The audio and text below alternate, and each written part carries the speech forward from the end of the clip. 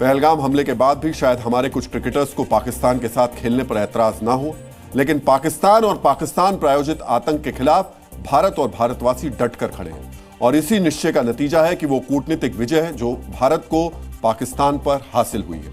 सबसे पहले आपको अमेरिका से आया वो ऑर्डर देखना चाहिए जिसने पाकिस्तान और उसके आतंक को ऐसा झटका दिया जिससे शायद पाकिस्तान कभी उबर ना पाए। पहलगाम हमले को अंजाम देने वाले गुट टीआरएफ को अमेरिका ने आतंकी संगठन घोषित कर दिया है और टीआरएफ से जुड़े आतंकवादियों को प्रतिबंधित व्यक्ति करार दिया है। इसके साथ ही ट्रंप सरकार ने टीआरएफ के जन्मदाता यानी हाफिज सईद के लश्कर-ए-तैयबा पर भी प्रतिबंधों को बरकरार रखा है। अमेरिका के secretary of state Marco Rubio ने टीआरएफ पर लगे प्रतिबंधों की पुष्टि की। खुद अपने सोशल मीडिया हैंडल से ये उन्होंने पुष्टि की है। आपको याद होगा कि पहलगाम आतंकी हमले और ऑपरेशन सिंदूर के बाद भारत से कई सर्वदलीय प्रतिनिधिमंडल विदेश गए थे, जहां उन्होंने पहलगाम हमले में टीआरएफ और पाकिस्तान के हाथ होने की जानकारी पूरी दुनिया को दी थी। इन्हीं अथक प्रयासों की वजह से कश्मीर का नासूर बन चुका टीआरएफ अमेरिका द्वारा प्रतिबंधित किया गया है। इन अमेरिकी प्रतिबंधों का टीआरएफ और लश्कर पर क्या असर होगा, यह जानना भी आपके लिए जरूरी है। आप चाहें तो इस जानकारी को ध्यान से नोट कर सकते हैं। आतंकी संगठन घोषित होने के बाद टीआरएफ से जुड़ा कोई व्यक्ति अमेरिका नहीं जा पाएगा और ना ही अमेरिका में कोई आर्थिक गतिविधि कर पाएगा। अगर अमेरिका में कोई गुट या व्यक्ति टीआरएफ के लिए टेरर फंडिंग करता हुआ पाया जाएगा तो उस पर आतंक रोधी कानून के तहत मुकदमा चलाया जाएगा। इतना ही नहीं, अमेरिका में टीआरएफ से जुड़े हुए लोगों के बैंक खाते या संपत्तियों को भी जब्त कर लिया जाएगा।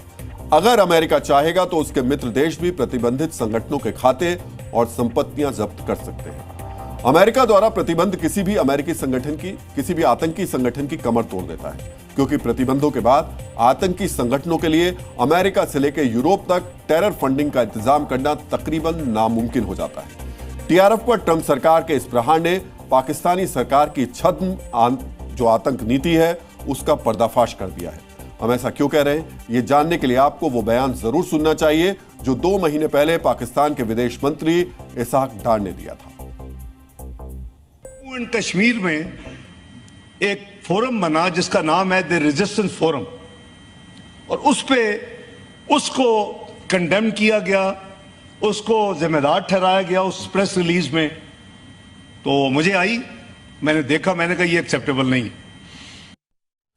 तो इसहाक डार के इस बयान ने बता दिया कि टीआरएफ के इरादों और वजूद से पाकिस्तानी भली भांति पाकिस्तान परिचित है। उस वक्त चीन की मदद से शहबाज शरीफ की सरकार ने संयुक्त राष्ट्र के बयान से टीआरएफ का नाम तो हटवा दिया, लेकिन मुनीर के इन आतंकी प्यादों पर अब सीधे सुपर पावर अमेरिका ने स्ट्राइक कर दी है। अब हम आपको पहलगाम हमले के गुनहगार टीआरएफ के आतंक की टाइमलाइन भी दिखाने जा रहे हैं, ताकि आपको पता चल सके किस तरह साल दर साल अलग अलग पर्दों की आड़ में पाकिस्तानी खुफिया एजेंसी आईएसआई और मुनीर की फौज ने इस आतंकी संगठन को आगे बढ़ाया। कश्मीर के आतंकी हलकों में टीआरएफ का नाम सबसे पहले वर्ष 2019 में सुना गया, जब टीआरएफ के आतंकवादियों ने गैर कश्मीरी मजदूरों को कायराना तरीके से कत्ल करना शुरू किया था। वर्ष 2022 आते आते टीआरएफ के आतंकी कश्मीरी हिंदुओं और सिखों की टारगेटेड किलिंग करने लगे। वर्ष 2024 में टीआरएफ का टेरर कमांडर बासित अहमद डार एक एनकाउंटर में मारा गया, जिसके बाद टीआरएफ की गतिविधियां कम हो गई थी।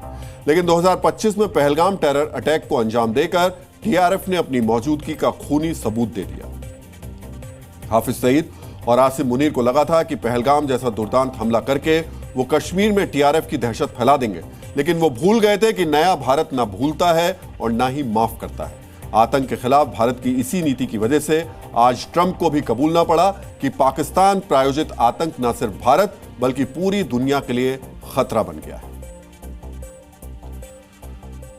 तो आप ये सोचिए कि अमेरिका तो समझ गया कि पाकिस्तान के जो आतंकवादी संगठन है वो भारत में किस तरीके से आतंक फैला रहे हैं। वो टीआरएफ जिसने पहलगाम में धर्म पूछ करके लोगों को मारा, उस टीआरएफ को ट्रंप ने तो बैन कर दिया, लेकिन हमारे देश के लीजेंड खिलाड़ी इस वक्त इंग्लैंड में मौजूद हैं, 48 घंटे का बेसब्री से इंतजार कर रहे हैं। और उस आतंकवादी देश जिसने भारत में घुस करके निर्दोष लोगों को धर्म पूछ के मारा, वो खिलाड़ी जो ऑपरेशन सिंदूर के बाद सड़कों पर रैलियां लेकर निकले, वो खिलाड़ी जिन्होंने भारतीय सेना के बारे में बदजुबानी की, उल्टा सीधा कहा, उन्हीं के साथ खेलने के लिए वो वहां पर मौजूद है।